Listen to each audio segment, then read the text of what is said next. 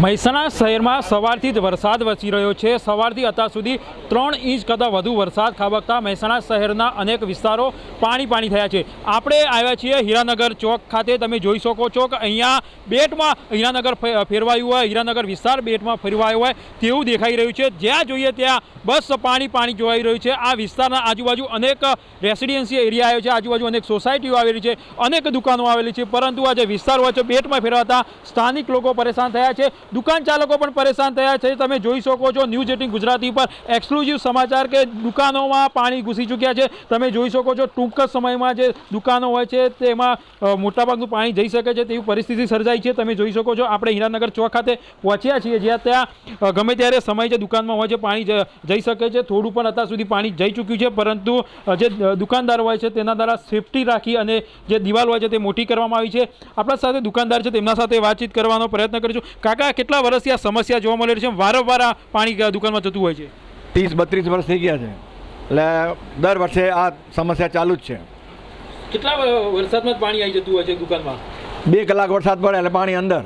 શું નુકસાન આજે પણ આવ્યું છે? નુકસાન પણ પડ્યું છે ઘણું બધું? હા, બહુ નુકસાન તો હાલ નહીં થયું, પણ દુકાનમાં પાણી આવી ગયું છે અંદર। દુકાનમાં પાણી આવી ગયું, આજુબાજુ પાણી આવી જાય છે? હા, બધી જગ્યાએ પાણી આવી ગયું છે। ચોક્કસથી 30 વર્ષથી આ જે વિસ્તાર હોય છે તેમાં દુકાનોમાં પાણી આવી જાય। હું બાજુમાં દુકાનમાં બતાવવાનો પ્રયત્ન કરીશ। તમે જોઈ શકો છો આ જે દુકાન હોય છે તેમાં પણ પાણી હોય છે તે અંદર જઈ ચૂક્યું હશે, પરંતુ જે શટર હોય છે તે બંધ હોય છે। આજુબાજુ જે દુકાનો હોય છે તે પણ બતાવવાનો પ્રયત્ન કરીશ, કે જે દુકાનો હોય છે તે બતાવવાનો પ્રયાસ કરીશ, એટલે ખબર પડે કે અહીંયા જે 30-32 વર્ષથી આ જે વરસાદી પાણીના નિકાલની જે સમસ્યા છે જોવા મળી રહી છે। તમે જોઈ શકો છો આ બાજુ કે કેટલીક દુકાનો આવેલી છે, પરંતુ જે દુકાનો હોય છે તેમાં પાણી જતું રહ્યું છે, જેના કારણે જે દુકાન માલિક હોય છે તેમના દ્વારા શટર બંધ કરી અને આ જે દુકાન હોય છે બંધ રાખવામાં આવી છે। આપણે પહોંચ્યા છીએ મહેસાણા શહેરના રાધનપુર રોડ પરથી ગોપીનારા જવાના રસ્તા પર। તમે જોઈ શકો છો અહીંયા જે કમર કરતાં વધુ જે પાણી હોય છે તે પાણી જોવા મળ્યું છે। આ રહેણાંક વિસ્તાર છે, તમે જોઈ શકો છો અહીંયાથી અનેક લોકો પસાર થતા હોય છે, તો કેટલાક લોકો એન્જોય પણ કરતા જોવા મળે છે,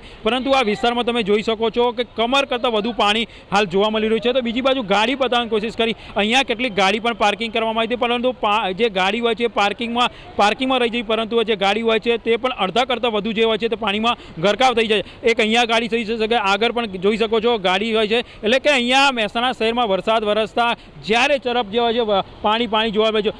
બીજી બાજુ બતાવવાની કોશિશ કરું કે અહીંયા દુકાનો આવેલી છે, દુકાનો પણ એવી પરિસ્થિતિમાં આવી છે, ગમે ત્યારે આ જે વરસાદી પાણી હોય છે દુકાનમાં ગરકાવ થઈ જાય છે, અને અનેક જે બાઇકો હોય છે તે પણ પાણીમાં ગરકાવ થયા છે। તો બીજી બાજુ હું દ્રશ્ય બતાવવાનું કરીશ કે અહીંયા કેટલીક હોસ્પિટલ પણ આવી છે, એટલે કે અહીંયાથી જે દર્દીઓ હોય છે તે પણ પરેશાન થયા છે, તેમના જે સગાવાલા હોય છે તે પણ પરેશાન થવાનો વારો આવ્યો છે, કેમ કે અહીંયા કેટલાક દર્દીઓ પણ આવતા હોય છે, પરંતુ વરસાદી પાણી ભરાતા જે લોકો હોય છે મુશ્કેલીઓનો સામનો કર્યા છે। હું પણ બધી તમે જોઈ શકો છો કેડ કરતાં વધુ જે પાણી હોય છે તે હાલમાં આ વિસ્તારમાં જોવા મળી રહ્યું છે, એટલે હાલમાં જે સ્થાનિક લોકો હોય છે પરેશાન થયા છે। આ જે વિસ્તારના જે સ્થાનિક લોકો હોય છે, જે દુકાનદારો હોય, અન્ય જે લોકો હોય છે તેમના દ્વારા તંત્રમાં વારંવાર રજૂઆત કરવામાં આવી હતી કે આ જે વિસ્તારમાં હોય છે થોડા જ વરસાદમાં પાણી ભરાતું હોય છે ત્યારે આ વિસ્તારમાં પાણી ના ભરાય તેની વ્યવસ્થા કરવામાં આવે, પરંતુ આ જે તંત્ર હોય છે તે તંત્ર સાંભળતું નથી, અને આ જે સ્થિતિ હોય છે તેને તે સ્થિતિ જોવા મળી રહી છે। કેતન પટેલ, ન્યૂઝ 18 ગુજરાતી, મહેસાણા।